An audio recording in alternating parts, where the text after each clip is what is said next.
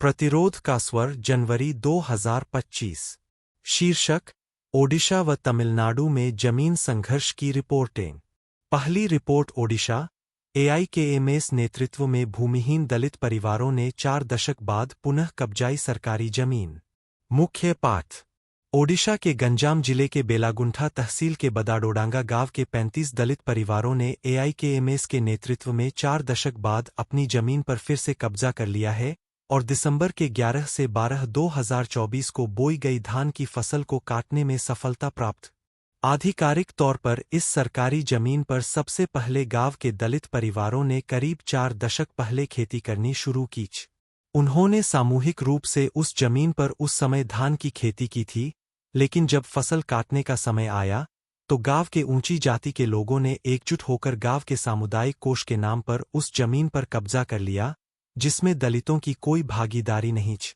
स्थानीय प्रशासन और पुलिस ने भी ऊंची जाति के दबंगों का साथ दिया और झूठे मामले दर्ज करके दलितों को आतंकित किए। उस दिन से स्थानीय दलितों का सपना था कि वह ऊंची जाति के लोगों से जमीन का वह टुकड़ा वापस लें, लेकिन जब भी उन्होंने उस पर फिर से कब्जा करने की कोशिश की तो उन्हें ऊंची जाति के लोगों, पुलिस और प्रशासन के संयुक्त हमले का सामना करना पड़ा।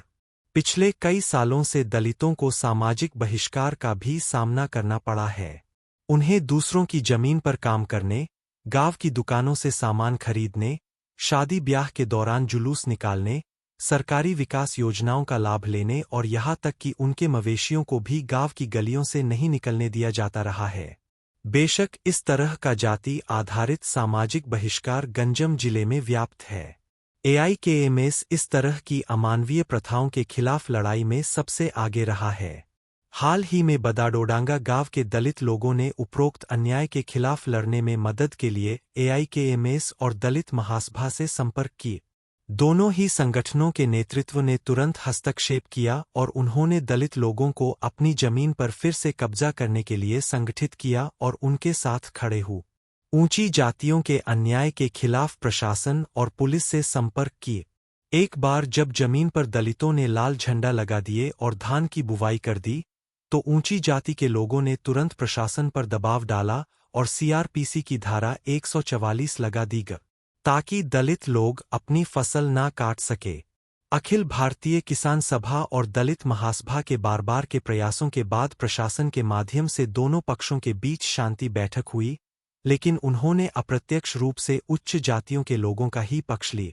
यहाँ तक कि प्रशासन और पुलिस ने दलित लोगों को धमकी दी कि वह अपनी फसल का 50% हिस्सा ग्राम समुदाय कोष में साझा करे, अन्यथा प्रशासन विवादित भूमि की सारी फसल काट लेगा। उस तथाकथित शांति बैठक के तुरंत बाद दलित महासभा ने ब्रह्मपुर में एक प्रेस वार्ता आयोजित की और दलित ग्रामीणों के खिलाफ प्रशासन के पक्षपात पूर्ण रवैया को उजागर किए। उस प्रेस वार्ता में दलित नेताओं ने खुले तौर पर घोषणा की कि वह किसी भी स्थिति में अपनी मेहनत की कमाई धान की फसल नहीं छोड़ेंगे। 11 और 12 दिसंबर को सभी 35 दलित परिवार और आसपास के गांव के भी दलित समाज के लोग एकजुट होकर खेतों में घुस गए और धान की कटाई। यहाँ तक कि स्थानीय पुलिस और प्रशासनिक अधिकारी भी मौके पर पहुंच गए, लेकिन दलित समाज की व्यापक भागीदारी और एकजुटता के कारण उनसे भिड़ने की हिम्मत नहीं जुटा पा। बड़दोडांगा के उच्च जाति के लोग और सरकारी अधिकारी दोनों ही दलितों और गरीबों के इस विद्रोही प्रदर्शन के सामने मूक दर्शक बने रहने को मजबूर थे। बड़दोडांगा में दलितों के इस सफल भूमि आंदोलन ने न केवल उनके 40 वर्षों के सपने को पूरा किया है, बल्कि राज्य के दक्षिणी जिलों में दलितों और आदिवासी समुदाय के लोगों पर अपने अधिकारों के लिए एकजुट होने का अच्छा प्रभाव पड़ा है। दूसरी रिपोर्ट कृष्णागिरी, तमिलनाडु। गरीबों को आवासीय भूमि तथा जमीन के पट्टे देने के लिए प्रदर्शन।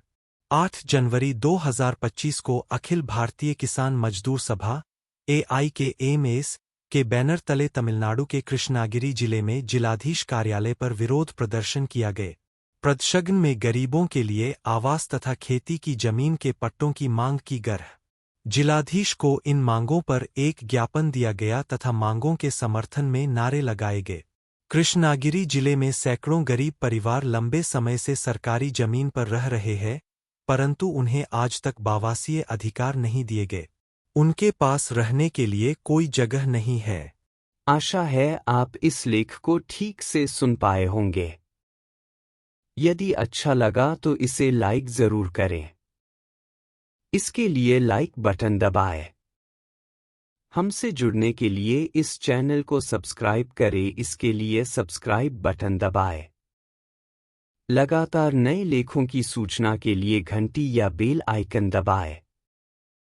टिप्पणी या कमेंट भी करें।